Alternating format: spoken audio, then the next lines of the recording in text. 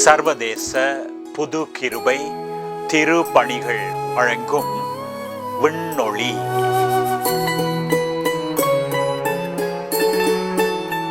ஆண்டவராகிய இயேசு கிறிஸ்துவின் இனிய நாமத்திலே உங்கள் ஒவ்வொருவருக்கும் அன்பு வாழ்த்துக்கள் கூறி மற்றும் ஒரு விண்ணொளி நிகழ்ச்சிக்கு உங்களை அழைக்கிறேன்.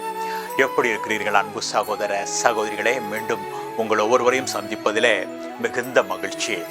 விண்ணொளி எனும் எமது இந்த காலை சிந்தனை நிகழ்ச்சியை festaudio.net எனும் இணையத்திலேயும் மொபைல் போன்ஸ்களில் LTR.FM இணைய வானொலியிலும் சனி ஞாயிறு தினங்களில் காலை 6:45க்கும் திங்கள் முதல் வெள்ளி வரை காலை 7:45க்கும் நீங்கள் கேட்டு பயனடையலாம்.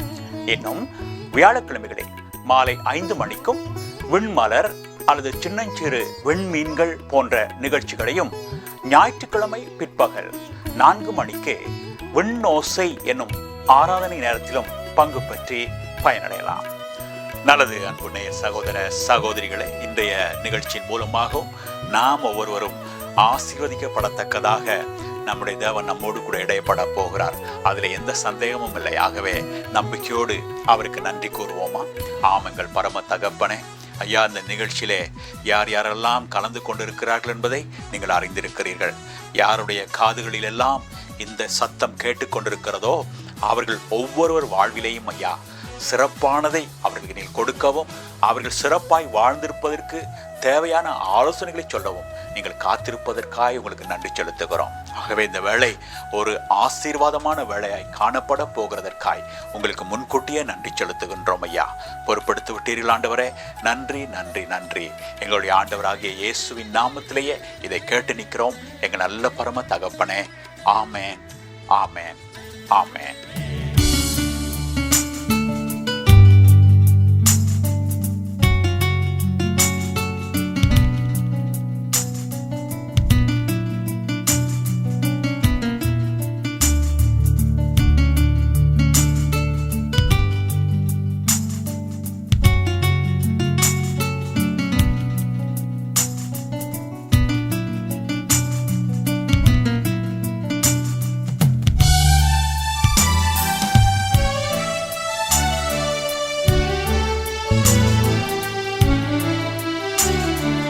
ஐயமிருந்ததோர் காலத்தில் ஆவி குறைவாழ்ந்தார்.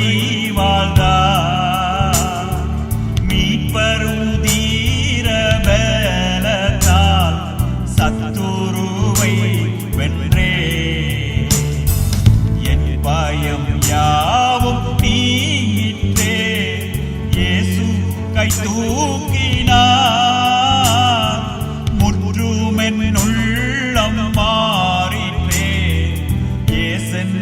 காக்க வல்லோ முற்றுமென் உள்ளம் மாறிட்டே. ஏசென்னை காக்க வல்லோ. காக்கும் வல்ல மீட்பர் உண்டேனக்கு, உண்டேனக்கு, உண்டேனக்கு. காக்கும் வல்ல மீட்பர் உண்டேனக்கு. காத்திடுவார்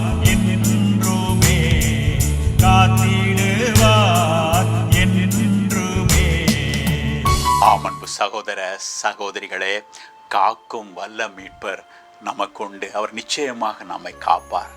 அதாவது நம்முடைய வாழ்க்கையிலே நமக்கு ஒரு காக்கின்ற ஆண்டவர் இருக்கிறார் என்பதை நாம் எப்பொழுதும் மறவாதபடி அவர் நடந்து கொள்வார்.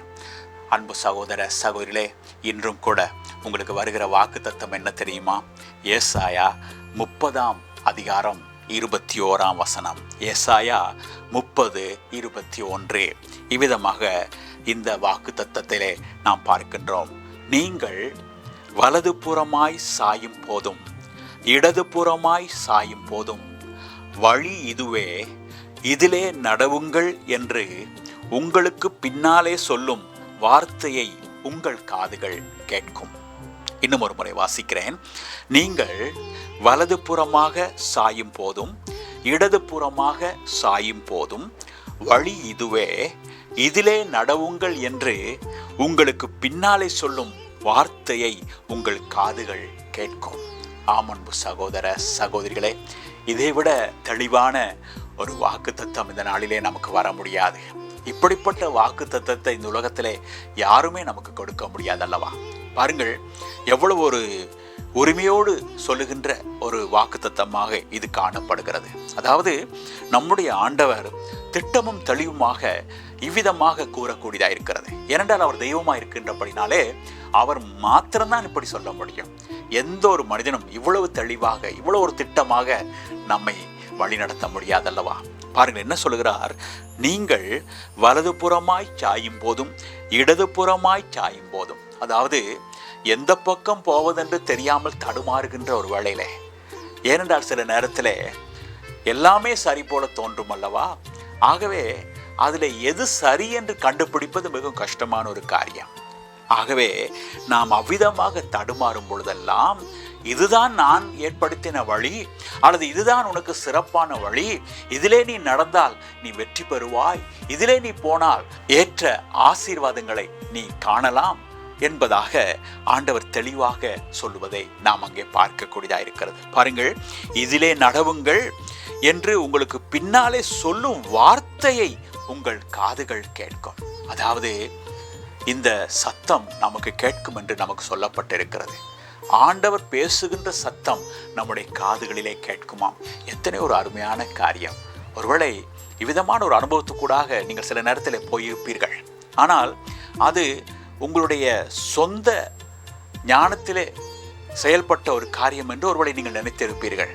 சில நேரத்திலே சில காரியங்களை எவ்விதமாக செய்வதென்று தெரியாமல் காணப்படுகின்ற வேளையிலே ஏதோ ஒன்று நம்மை சில காரியங்களை குறிப்பிட்ட விதத்தில் செய்யும்படியாக உந்தி தள்ளும் அல்லவா? யாரோ சொல்வது போல எங்களுக்கு தோன்றும் அல்லவா? ஆம், அதுதான் ஆண்டவர் இங்கே சொல்லுகின்ற காரியமாக இருக்கிறது. அது வேறு யாரும் அல்ல, அது எங்கேயோ இருந்து கேட்கும் ஒரு சத்தம் அல்ல, அது உன்னுடைய சொந்த ஞானமும் அல்ல, அது நான் உன்னை வழி நடத்துகின்ற ஒரு விதமாக இருக்கிறது என்று சொல்லி தேவன் நமக்கு இங்கே வாக்கு பண்ணுகிறார். அன்பு சகோதர சகோதரிகளே, நாம் இப்படிப்பட்ட ஒரு சத்தம் நமக்கு கேட்க வேண்டும் என்று சொல்லி அடிக்கடி அவ்விதமான ஒரு சிந்தையோடு கூட இருக்கும் பொழுது ஒவ்வொரு விஷயத்திலையுமே அவருடைய சத்தம் நமக்கு கேட்கும். அவர் சொல்லுவார், தெளிவாக சொல்லுவார், இதுதான் நான் உனக்காக ஏற்படுத்தியிருக்கின்ற வழி, இதிலே நீ நடந்து போ, அப்பொழுது உனக்கு வெற்றி உண்டாகும் என்பதாக. அன்பு சகோதர சகோதரிகளே, நிச்சயமாக ஆம், இவ்விதமாக வாக்கு கொடுத்தவர் அந்த வாக்கு தத்தத்திலிருந்து ஒரு நாளும் மாற மாட்டார். அவர் தாம் சொன்னபடியே செய்வார். ஆகவே அவருடைய சத்தத்துக்கு எப்பொழுதும் நீங்கள் செவி கொடுக்க ஆயத்தமாயிருங்கள். ஐயோ, என்னோடு கூட இந்த தேவன் பேச மாட்டாரா, இந்த ஆண்டவர் எனக்கு ஏற்றதை சொல்லித்தர மாட்டாரா என்று எப்பொழுதும் நீங்கள் அந்த ஏக்கத்தோடு கூட இருக்கும் பொழுது ஆம், அவருடைய சத்தத்தை நீங்கள் நிச்சயமாக கேட்பீர்கள். பாருங்கள், இதனால் தான் நாம் எப்பொழுதும் அவரை நோக்கி பார்த்த வண்ணமாக இருக்க வேண்டும், அவருடைய சிந்தையாக இருக்க வேண்டும். ஏனென்றால் சில நேரத்திலே வாழ்க்கையிலே ஒவ்வொரு கட்டத்திலேயுமே நாம் ஏதாவது ஒரு தீர்மானம் எடுக்க வேண்டிய ஒரு நிலைமைக்கு நாங்கள் தள்ளப்படுகின்றோம் அல்லவா? ஆம், அப்படிப்பட்ட நேரத்திலெல்லாம் நாம் நம்முடைய சொந்த புத்தியை மட்டுமே நாம் சார்ந்திருக்க வேண்டிய அவசியமில்லை. ஆண்டவர் நமக்கு கூறுகின்ற ஆலோசனையின் வழியிலே நாம் நடக்க முடியும், அவர் சொல்லுகின்ற பாதையிலே நாம் செயல்பட முடியும். ஆகவே அப்படிப்பட்ட ஒரு விதத்திலே அவர் நம்மை நடத்த ஆயத்தமாக இருப்பதாக இந்த வாக்கு தத்தத்திலே நமக்கு அவர் சொல்லி தந்திருக்கிறார். இன்னும் ஒரு முறை பார்ப்போமா? ஆம், ஏசாயா 30:21 நீங்கள் வலது புறமாய் சாயும் போதும் இடது புறமாய் சாயும் போதும் வழி இதுவே, இதிலே நடவுங்கள் என்று உங்களுக்கு பின்னாலே சொல்லும் வார்த்தையை உங்கள் காதுகள் கேட்கும். அன்பு சகோதர சகோதரிகளே, இன்று அது உங்களுடைய வாழ்க்கையிலே நடைபெறுவதை நீங்கள் காண முடியும். ஆம், ஆகவே அவரையே நோக்கி பார்த்த வண்ணமாக இருப்பீர்களா? ஐயோ, என்னுடைய ஆண்டவர் என்னோடு கூட பேச மாட்டாரா, நான் செய்ய வேண்டியது இன்னது என்பதை எனக்கு தெளிவுபடுத்தி காட்ட மாட்டாரா என்று அவருடைய சிந்தையாய் நீங்கள் இருக்கும் பொழுது அவர் நிச்சயமாய் உங்களோடு பேசுகின்ற அந்த சத்தத்தை நீங்கள் கேட்பீர்கள். நிச்சயமாக ஆண்டவர் உங்களை ஆசீர்வதிக்கப் போகிறார்.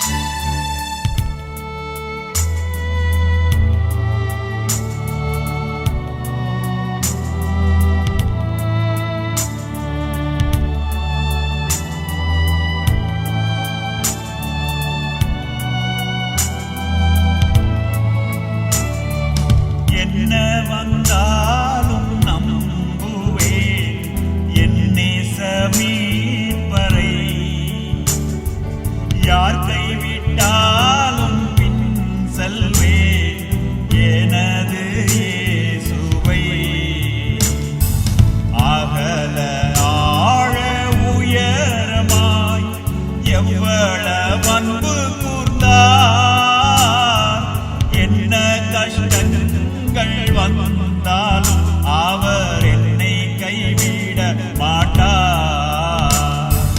என்ன கஷ்டங்கள் வந்தாலும் அவர் என்னை கைவிட மாட்டார். காக்கும் வல்ல மீட்பர் உண்டெனக்கு, உண்டெனக்கு, உண்டெனக்கு. காக்கும் வல்ல மீட்பர் உண்டெனக்கு, காத்திடுவார் என்றுமே, காத்திடுவார் என்றுமே.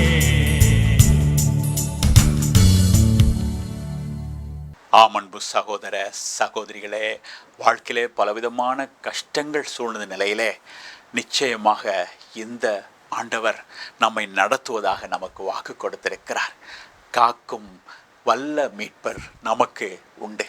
அவருடைய பெயரே மீட்பர் என்பதாகும். மீட்டெடுக்கின்றவர். நம்முடைய போராட்டமான நிலைமையிலிருந்து நம்மை தூக்கி எடுப்பவர் தான் இந்த ஆண்டவராகிய இயேசு. ஆகவே அவரை நம்பி நாம் நம்மை முழுவதுமாய் அவருக்கு ஒப்பு கொடுப்போமா? ஆமெங்கள் பரம தகப்பனே, ஒருவேளை இதோ என்னோடு இணைந்திருந்த அநேகமான மக்கள் தகப்பனே அவ்வப்போது உங்களுடைய சத்தத்தை கேட்டு செயல்பட்டவர்களாக காணப்படக்கூடும். ஒருவேளை அவர்கள் யோசித்திருக்கக்கூடும், இது என்னுடைய ஞானத்தினாலே நான் செய்த காரியம். ஆனால் ஒவ்வொரு முறையும் அது உங்களிடமிருந்து வந்த சத்தம்.